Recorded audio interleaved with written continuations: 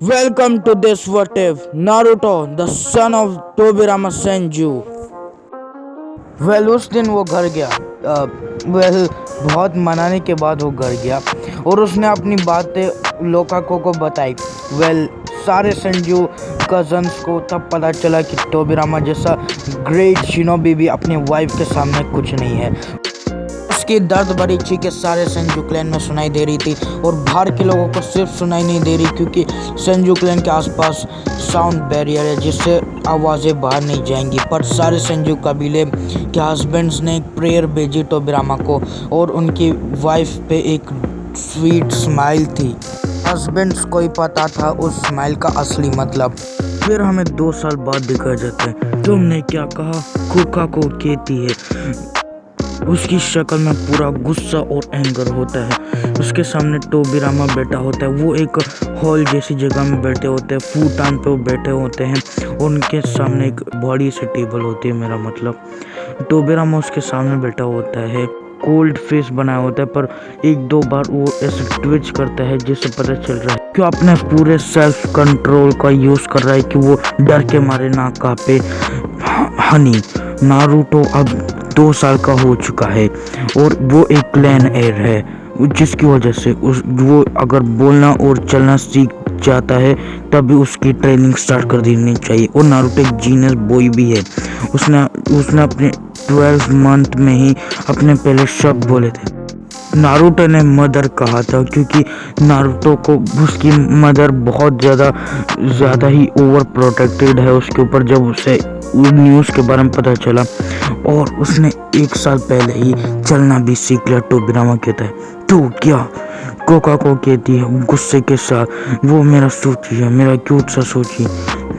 Coca को समझने की कोशिश करो। नारुतो को फिर शिनोबी बनना होगा, उसे ट्रेनिंग देना ही अब सही है। तुम ये तो नहीं चाहती ना कि वो मरे, तो इसलिए अब हमें उसे ट्रेनिंग देना ही होगा।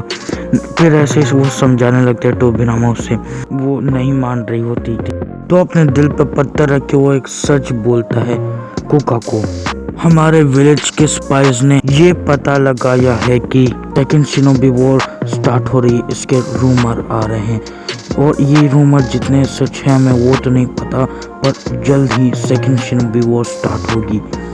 इसलिए हमें नारुतो को जल्द से जल्द ट्रेन करना होगा। तुम्हें और हमें ये पता है कि मेरे ब्रदर्स के मरने के बाद अब मैं क्लैन हेड हूँ। जब तक सोनाटे क्लैन हेड बनने के एज तक नहीं पहुंच जाती, जिसकी वजह से विलेज हमें टारगेट करेंगे और हमारे बेटे को। इसलिए नारुतो को ट्रेन करना ज़रूरी है। वो अब पूरी तरीके से अपने कंट्रोल में आके एक कोल्ड वॉइस में कहता है। इसे सुन के वो डीप सोच में पड़ जाती है। उसे उसके बेटे के मरने की बात बिल्कुल अच्छी नहीं लगी। तो बाद से वो कन्विंस हो जाती है। फिर हमें नारुतो का लुक दिखाया जाता है। नारुतो एक पार्क में होता है सेंजू कबीले के। वो कुछ पेड़ों के साथ खेल रहा होता है।